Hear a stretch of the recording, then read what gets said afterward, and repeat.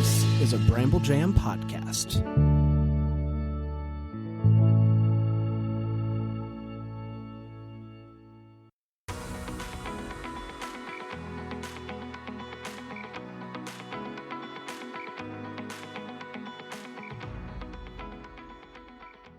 Welcome to Girls Gone Hallmark, a Hallmark review podcast. I'm Megan, and I'm a longtime Hallmark fan. I'm Wendy. I'm a former Hallmark hater. This week, we're wrapping up the final movies in 2025's Fall into Love lineup, starting with Haul Out the Halloween, which originally aired on the Hallmark Channel on Saturday, October 11th, 2025. You know what this means, the last week of fall programming here on Girls Gone Hallmark. Yeah. Does this give any indication of my excitement for what's to come? I'm drinking a Tazo Joy tea right now. This is the holiday season. Yes. I'm excited and a little stressed, but you know. Yeah, Wendy last night, she was like, we need to meet tomorrow. We gotta figure out our plan. Little bit of a crash out, but that's all good stuff for the listeners. It's not, you know. Yes, Countdown to Christmas will begin this Friday. Can you believe that? I'm excited.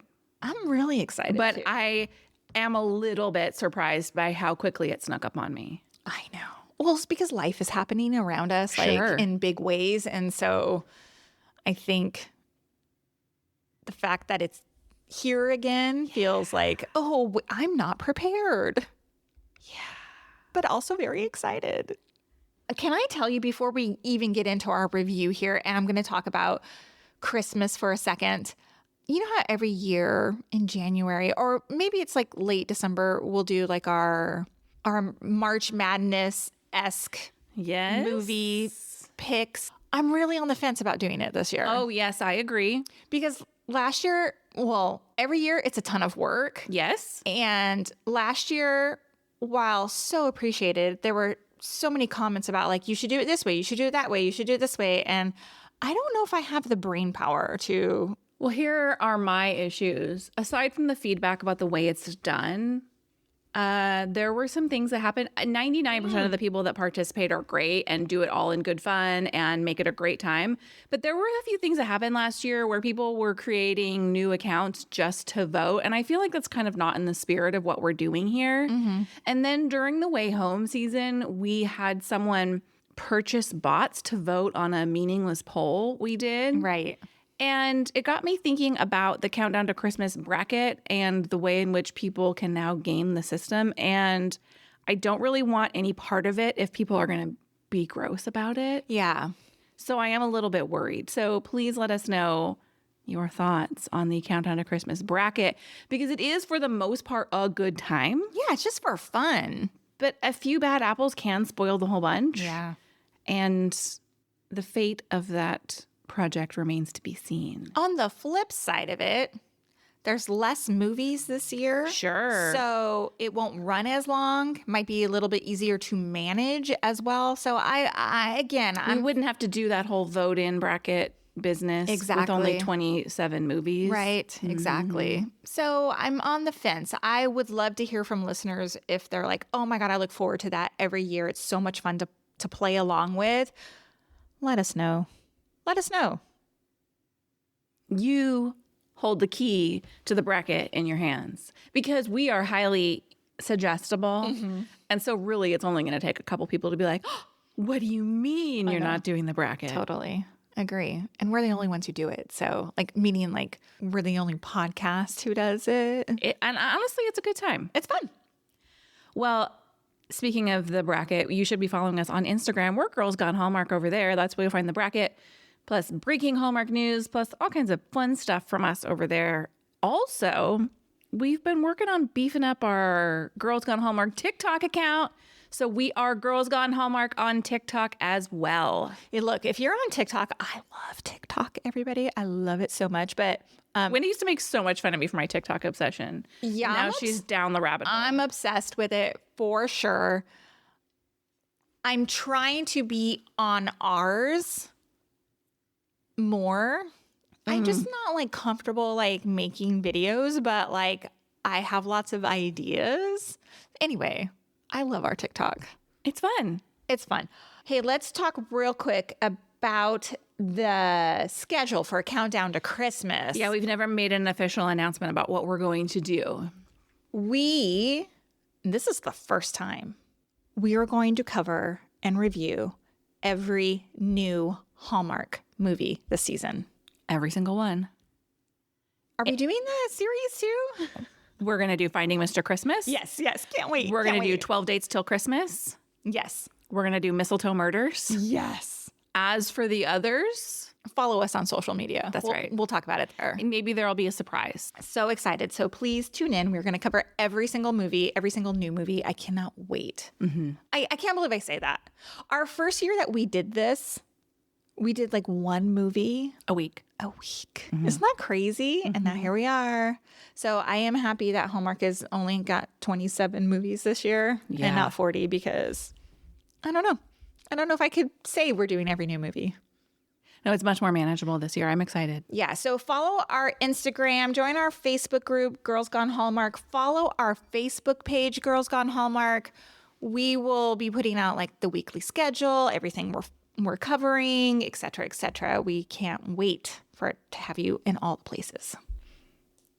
Well, now let's talk Haul Out the Halloween with a synopsis. Halloween-obsessed neighbors inspire residents of Evergreen Lane to haul out their spookiest costumes and decor to become EverSCREAM Lane. McLean Nelson is back at the helm for Haul Out the Halloween, having previously directed both Haul Out the Holly and Haul Out the Holly Lit Up. His Hallmark resume also includes gems like The Magic of Lemon Drops, Branching Out, and The Presence of Love, as well as the recent Home Turf. Nelson also gets credit for the teleplay, while Christopher Say is credited with the story idea. Lacey Chabert stars as Emily. Lacey has 183 acting credits and was last seen opposite Robert Buckley in An Unexpected Valentine in early 2025. She will also star with Andrew Walker in the upcoming She's Making a List, premiering this countdown to Christmas season. This cast list reads like a who's who of what's coming.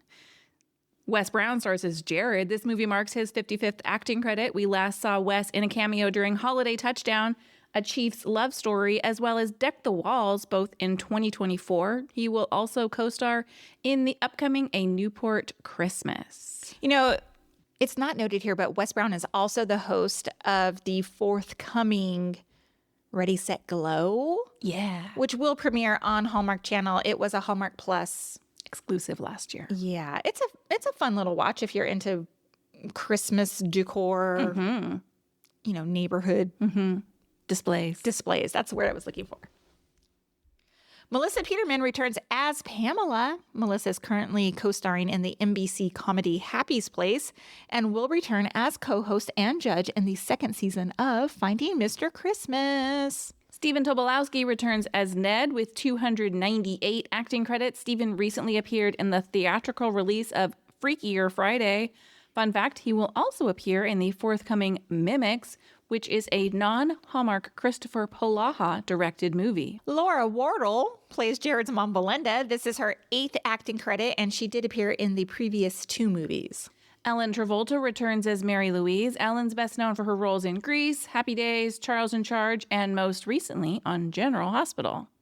Walter Platz plays neighbor Bob.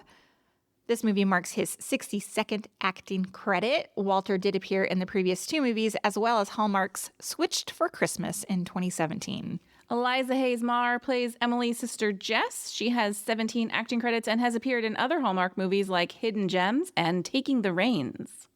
Ashley Whelan plays Ashlyn Ashworth. Ashley has 21 acting credits, and this is her first role for Hallmark.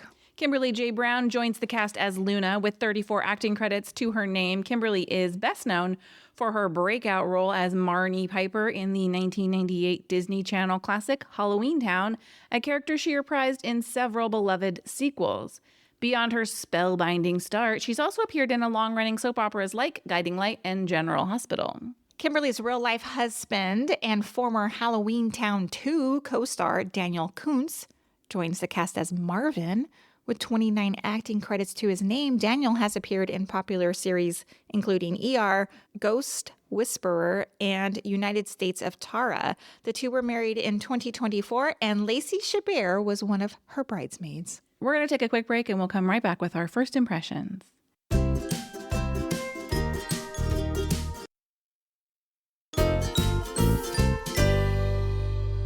Hey, Wendy, what was your first impression of Haul Out the Halloween? This might be the funniest, most rewatchable Hallmark movie of the year. Ooh, my first impression is Call Me Spellbound. I loved this third trip into the Haul Out universe. It's so funny you say that because I was convinced that you liked it but didn't love it. Oh, no. While I watched, I loved this movie. I was texting Megan, who had already seen it, and I was like, oh my God, this is so funny. Oh my God, this line. Oh my God. And I was like, she hates me right now. No, because my like to your first impression, my like is this movie is so joy-filled. I felt the same way at the end of the first Haul Out the Holly movie.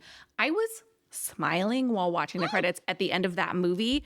And I remember looking to my husband and being like, wasn't that great? He did not love that movie. And I was disappointed when he shared that with me. And so while I was watching this, I was thinking, I'm so excited. I'm going to get to watch this again. I was looking forward to watching it again with him this weekend because we watched this on a screener. Yeah.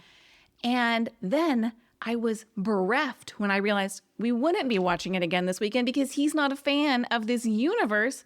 And then I realized I have free will and I can watch it whenever I want. I have so many thoughts here.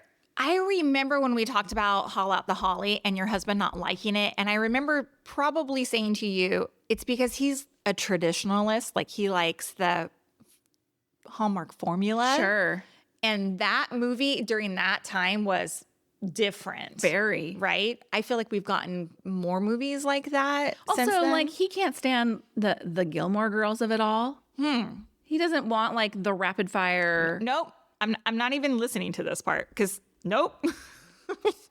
I have a feeling. Okay, wait, let's get to it in a second because I have a feeling that might be a complaint of regular Hallmark fans Well, yeah. about this movie as well. Well, that's my point, though. Like, it's steeped in pop culture and rapid fire dialogue. Don't jump ahead. I'm not. I'm just saying that for me, I'm not giving any specific examples now. Yeah. But for me, that's what's part of what's so great about this. Agree.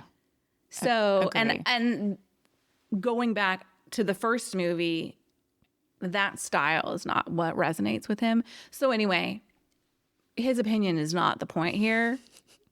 I loved the first Haul Out the Holly movie. I loved this movie. I loved this movie too.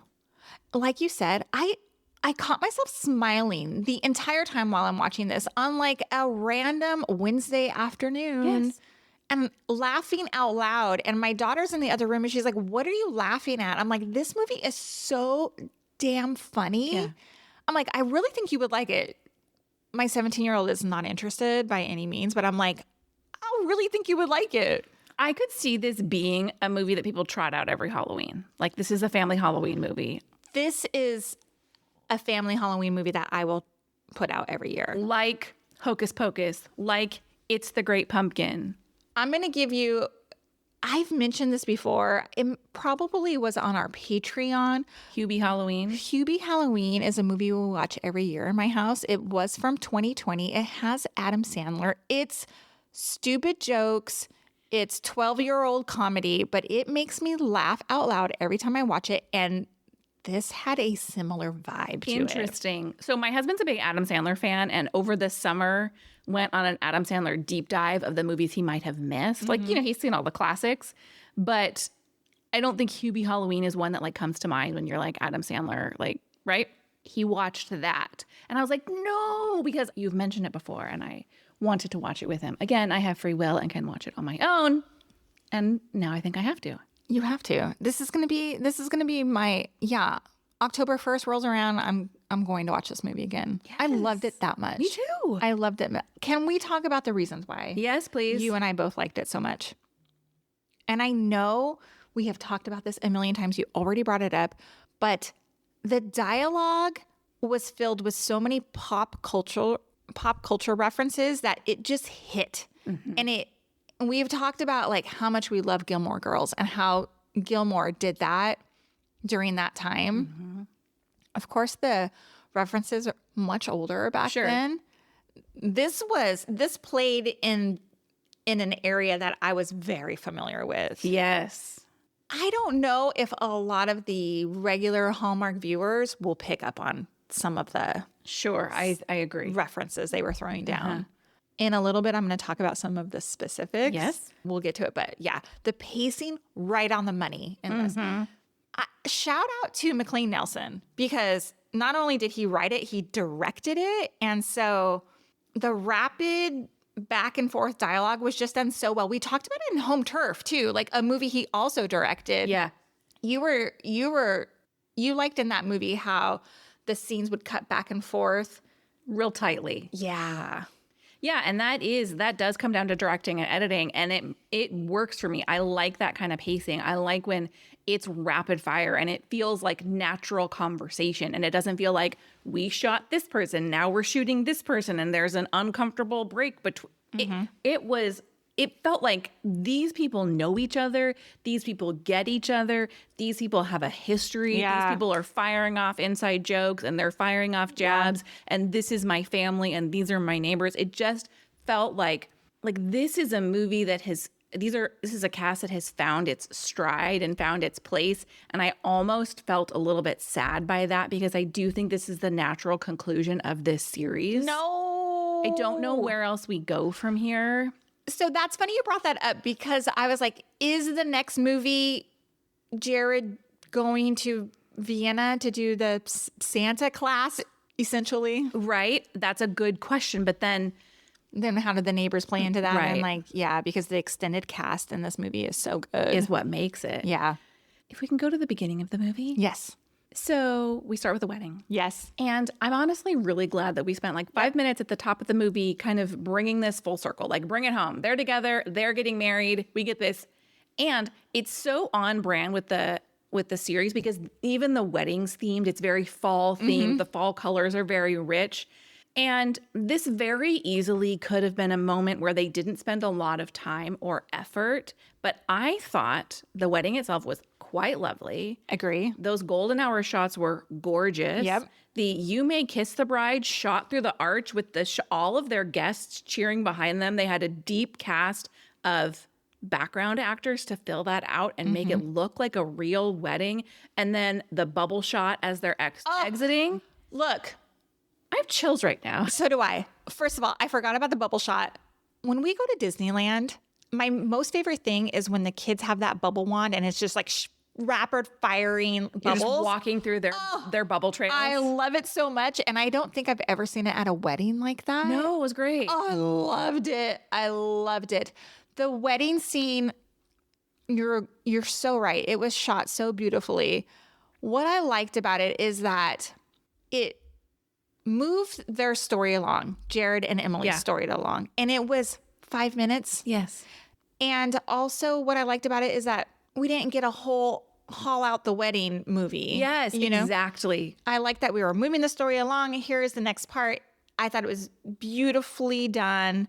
I thought it was smart. I loved Emily's voiceover explaining like why they didn't get married at Christmas. And I don't know if you picked it up, but they did it because it was Jared's parents' anniversary. That's the date that they got married on. And I was like, that is the sweetest thing I've ever heard of or considered. I loved it so much. And it was such a throwaway. Yeah. Their vows were beautiful. Yeah, it was great. It was so great. And it also recenters us in the cast because it gives them a natural opportunity for these people to be back together. And so we have them getting ready together as their wedding party, participating in the wedding. And so we're right back in with the Evergreen Lane crew. Yeah, exactly. In an event that makes sense and is not contrived. Exactly. On another note, Emily, as a person around Halloween, is so me. She doesn't like scary movies. And she says, I don't even like movies that people say aren't scary, but they really are. Yes, girl. Yes. I totally thought of you. Yep. On that same note, yard yelping is a no for me, dog. Do not jump out at me. It is a rule in my marriage. You know, you see like TikTok prank videos where people are like, nope. That's an immediate grounds for divorce. Do not scare me. Do not I don't know if you can envision it, but if you're like, do you ever walk to the house and like you look for your husband and like mine knows not to do this, but like they'll hide maybe.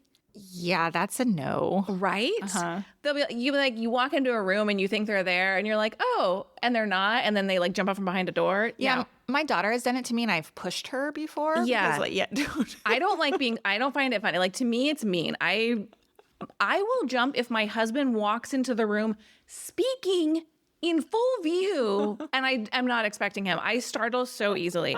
So we are not a yard yelping kind of family, and that would have ruined a friendship for me as well, too.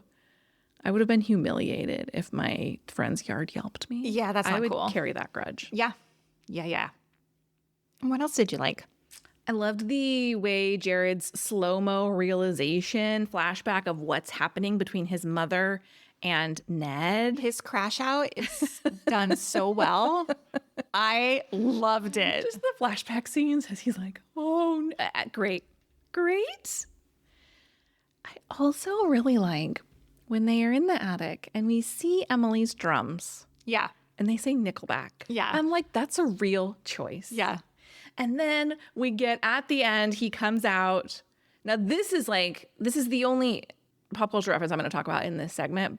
This is kind of like, you got to know. It's a real if you know, you know moment. He's dressed as Freddie Chad Krueger. Yeah. He's the lead singer of Nickelback. Yeah. But he calls himself Chatty Krueger. Now, is everyone going to get that? I don't know. I don't think so. It is so funny because I saw the Nickelback drums. I'm like, that in and of itself is funny. Mm-hmm. And to bring it around, this movie was made for me. I know. It's so good. I agree. Stephen Tobolowsky and Melissa Peterman. You guys, okay. This is comedy gold, these two together. Melissa Peterman is not talked about enough. I've always enjoyed her. I'm not familiar with her on her show, Reba. I don't know, it's not her show, but the show that she was on, Reba. Her character's kind of mean. Like, I love Melissa Peterman, but Barbara Jean's kind of mean. I don't even know. I really came into like my Melissa Peterman crush during Finding Mr. Christmas. And even though I had seen both Hall at the Holly movies at that time too, look, I'm all in on her. And this entire movie, between her and Stephen Tobolowsky, the actual like looks of disgust that she would give him, like so much great physical comedy, right? But just like in a nuanced look, like she was so annoyed with him all the time. And the way they would bicker back and forth with each other, chef's kiss. It feels like such a big get that these two are together in this movie. Mm-hmm. Everything you said is so accurate, but it just is like such a gift to get them here. They're just really at the top of their game still. Yeah, agree. More on Peterman. Her comedic timing is just so good. In that scene where they're at the bake-off. Yeah. And she's like intimidating the two new, neighborhood people. And then she like turns to her kid. She's like, those are good cookies or whatever. She's like, is she just so funny? And then she loses the competition and it's great physical comedy. She passes out and wakes up in the bed and you were there just like the Wizard of Oz. Yes. Oh my God. So great. I love it. Towards the top of the movie, Emily and Jared are still away on their honeymoon and Jared's mom doesn't want, they're realizing they see the Halloween decorations and they're like, we got to loop in Emily and Jared. And she's like, don't interrupt them. And she's like, we get it. You want grandchildren, Barb. Like, right. She just fires it back at her. I don't know why that line made me laugh so much, but we might cut this next part out because I could have interpreted the scene wrong, but it was during like the fair. Mary Louise's husband was bobbing for apples. Yes. And he comes up with one and then Pamela says to him like, oh, you got a good one there, Mary Louise. And I was like, what is that? What is she referring to here? Yes. I heard it too. I was like, was that like a full vague sex joke? I don't know. I heard it too. I don't know. The title sequence on the moving truck, Call It the Halloween on the moving truck, nice touch. Not something we've seen before. Love that. Tell me what else you liked.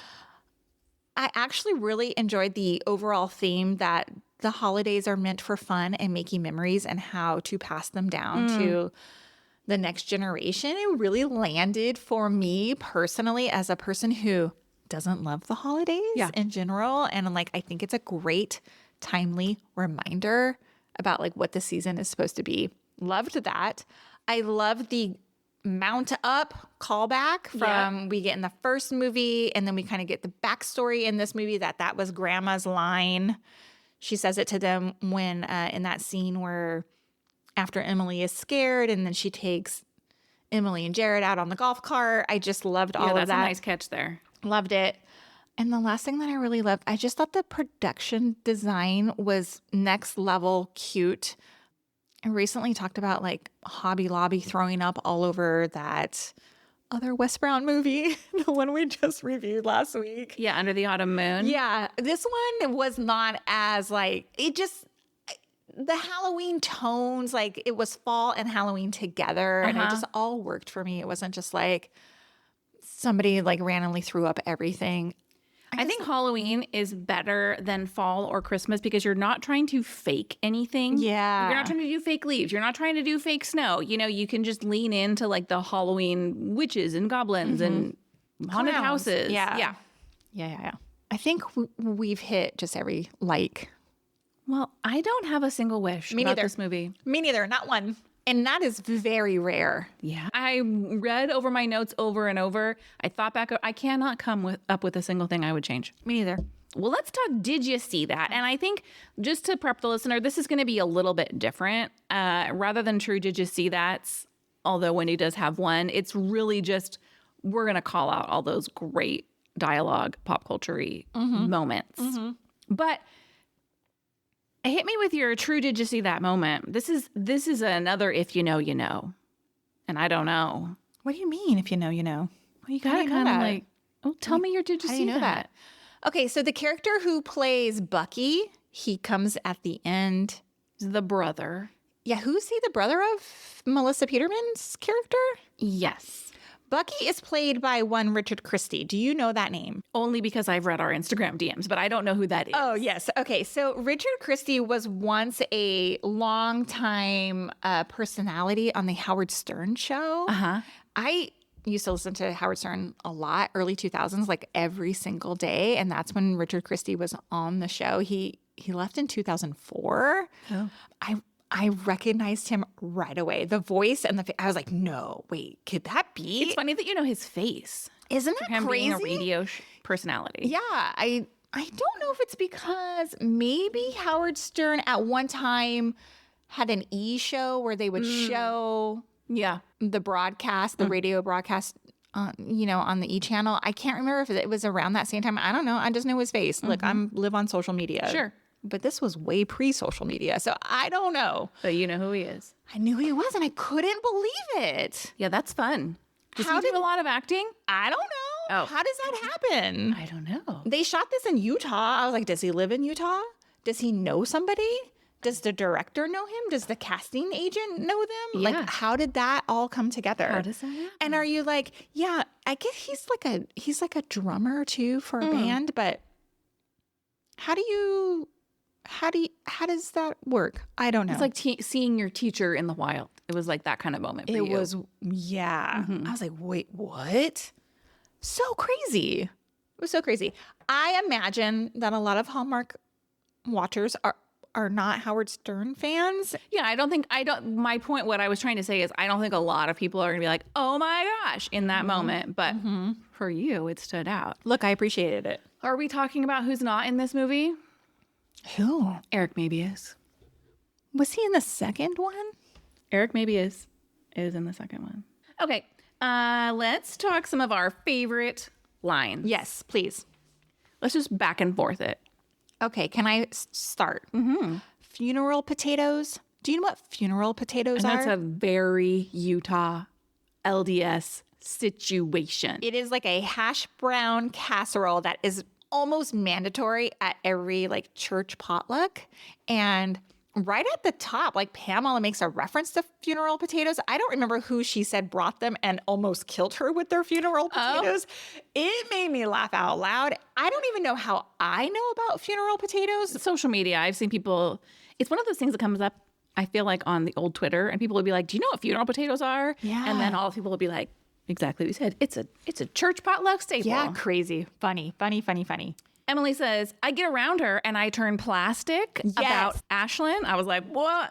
Thank you for the Mean Girls reference. Yes. I loved it. Great. Mary Louise and Belinda both drop current slang. We hear Mary Louise go, what's the tea? I thought that was really funny. Belinda, when she's explaining to Wes about her relationship with Ned, several times she says, we're what the kids are calling talking. Yes. Which, if you don't have a teenager, you wouldn't, that's like a courting, like that's when We're they're in the talking stage. Yes. Oh my God. And that she was catching feelings or had caught feelings, and Ned was a Rizzler. And Wes was like, please don't ever say that again. I just died. Wes as Jared. I died, and I know you did too, when they go to Swigalicious, Oh my God. the soda shop, and then they come back with their giant styrofoam cups. Now, if you're not on dirty soda internet, especially in Utah, like you and I we were in Utah a couple years ago, and we had to hit all the soda places. we went to Sodalicious. I don't think we went to Swig. And I gotta tell you, I'm kind of a soda purist. Like, I would rather just have a Coke. Although I do like maybe a lime. I don't necessarily need all of the flavor. Really? Yeah, I think it was a fun experience, and they have fun desserts. Yeah. And the drive-through line was like 45 minutes long. We had to go. And also the soda was the size of my head. I remember it being so big. Yes. But I loved that they went there. I love that they all come back with their cups. I love that they call it Swigalicious. Yeah. Great. It was great. There was a moment, you probably didn't even catch it, but there was, if you are a Bravo fan, specifically a Real Housewives of Salt Lake City fan, there was a mention about Salt Lake City, and Emily says something like, oh, they need to bring Monica back. And if you don't watch that series, Monica was like a one-season wonder chaos agent that flipped that franchise on its head. And I was like, oh my God, what a great mention. It's going to be lost on so many people who don't watch the show. I heard it. I loved it. My final, did you see that mention, is all of the cruller talk with giving Say Strudel one more time. Oh my God, you're so funny. It didn't bother me. I loved it. Oh, it didn't bother me either. But if you know, you know. Yeah, if you know, Strudel you know. talk. Yeah, great stuff. What did you rate Haul Out the Halloween? This was a 5-star stunner. 5 stars for me too. 5 stars. Can I give it 6? So good. 5 stars, no notes. That could be the episode. It's a 10 out of 10, no notes. But in fact, we had many minutes of notes. Yes. Thank you for listening to this episode of Girls Gone Hallmark, a Bramble Jam podcast. If you love this podcast, wait, don't click away. Listen to what I'm having to say. We love your 5-star ratings and reviews. They do actually matter. They mean a lot to us. They mean a lot to other people who are wondering what Hallmark podcast they should listen to this holiday season. So drop them in the podcast app you're currently listening in. Preferably, honestly, the Apple Podcast app. We'll see you next time with more Hallmark reviews. Goodbye. Bye.